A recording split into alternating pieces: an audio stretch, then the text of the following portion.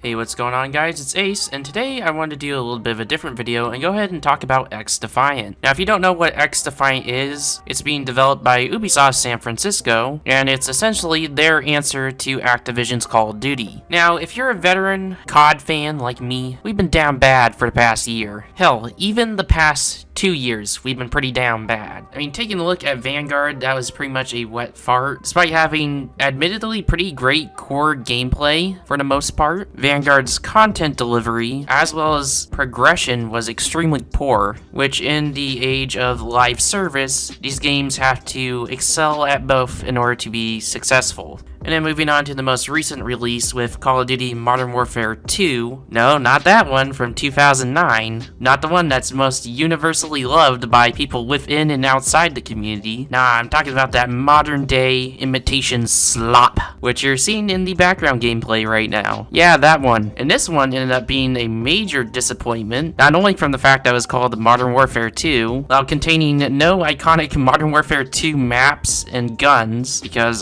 they were gonna save that for the DLC, which turned into a whole nother game so they can nickel and dime us another $70. Not only was it a disappointment from that perspective, but it also continued to trend from Vanguard of having barely any relevant or interesting progression, as well as having a pretty poor and pitiful content release schedule. And this time, the multiplayer bros were not alone in that pitiful and poor release schedule, as it seems like Warzone also suffered from that poor content release, as Infinity Ward was spending most of their time trying to fix Warzone, rather than actually innovate and make brand new content for it. So yeah, us COD bros, we've been pretty down bad for the past 2 years. So this is why the majority of the veteran player base has been looking forward to XDefiant. One of the big contributing factors to this is that Mark Rubin is one of the lead people on this project, which, if you don't know who Mark Rubin is, he was an executive producer at Infinity Ward when they made the original Modern Warfare trilogy, and COD Ghost, as well as COD 2, but we don't talk about those two. Anyways, point is, Mark Rubin is seen as the GOAT, and to further reinforce this GOAT status, he does something a lot of modern devs like to not do, and that is listen to their community. As seen in this tweet, he states, "You posted about lobbies, minimap, and skill-based matchmaking in Modern Warfare 2. We intend to get those right. I'd love to hear about what else you'd like to see better." End quote. And when actually talking about the game itself in its current form, at least when it's been available for betas, it's very, very reminiscent of pre-Warzone era Call of Duty, with a little bit of modern touches like having very quick movement and XDefiant's focus on hero-type abilities that you'd see in like Overwatch, for example, all while keeping that classic COD gunplay and just general overall feel. Although that is not all what the COD veterans have been hyped for, as not only does XDefiant plan to be free to play, meaning there isn't going to be a yearly $60 to $70 nickel and dime scheme, XDefiant plans to have zero, and I mean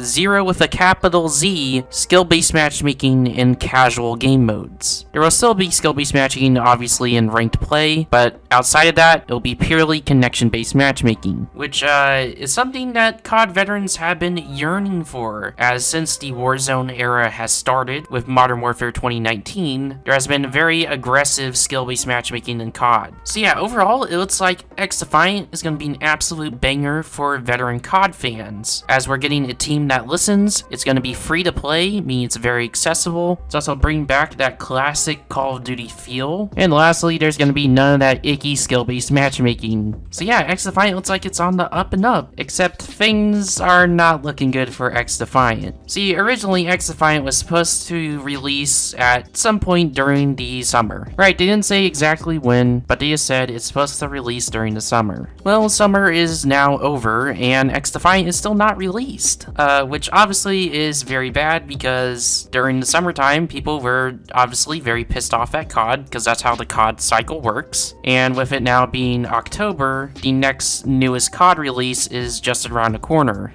So what exactly happened? Well, in order for games to get published on platforms, they need to go through a submission process in order to get approved to be posted to the platforms. And they eventually end up stating in a blog post, quote, "At the end of July, we started this process, and we got our first results back by mid-August, which was a not pass," end quote. Now, even though it's pretty normal for games to get rejected on their first try, this is obviously pretty bad. But anyways, they said they'd take 3 to 4 weeks to fix issues, so they were hoping to get it out by mid to end September. Okay, well, now it's the beginning of October, and it's still not been released. So what happened? Well, they ended up putting out another update in which they basically said that they were still working on the submission process. And within the statement, they didn't really give a release window, but it's theorized to be early to mid-October. And so initially a release date leaked that stated it was going to be October 17th. This could still be the case, but we don't really know. It's a leak. But those same leakers are now leaking that XDefiant is going to release on October 28th, which is pretty scary for XDefiant because Call of Duty Modern Warfare 3, which is this year's entry in the COD franchise, is going to be releasing on November 10th, which is 2 weeks later. But that's not all, because COD has the early access campaign pre-order, which means you're going to be able to access MW3's campaign a week early on November 3rd. And that's not even the worst part. The worst part about this is, from looking at some of the current MW3 beta gameplay, the developer working on this game, that being Sledgehammer Games, is really listening to the COD fanbase right now, because obviously the COD fanbase has been pretty pissed for the past year. Also, not to mention, MW3 is going to have a zombies mode. Albeit it's very different and not up to a lot of zombie players' standards, it's still going to have that leg up over XDefiant. The other thing with Modern Warfare 3 is that it's going to be featuring all 16 of the original Modern Warfare 2 maps from Modern Warfare 2009, as well as a bunch of iconic Modern Warfare weapons, meaning this game is basically going to be a COD player's wet dream, as it's going to have all that iconic Modern Warfare 2 stuff, and it's going to have access to all the weapons and the skins and everything that released with last year's COD, meaning this game is going to be pretty stacked for content, on top of all the nostalgia bait that they're pumping into this title. And don't get me wrong, I'm all for competition, and I want to see Activision fail big time because I think they're a bunch of scumbags. I unfortunately just can't see XDefiant succeeding with what they're about to go against. If you ask me, I personally think Ubisoft should delay XDefiant further till a early 2024 release, as this is around the time when COD players start to get sick of COD, and they wouldn't be really competing with any major releases at the time. But hey, that's just my thoughts. Let me know your thoughts in the comments down below on what you think about XDefiant and this sort of dodgy release date. If you enjoyed, go ahead and give a like. If you want to see more content like this, go ahead and subscribe. This was Ace, and I'll see ya in the next one. Peace.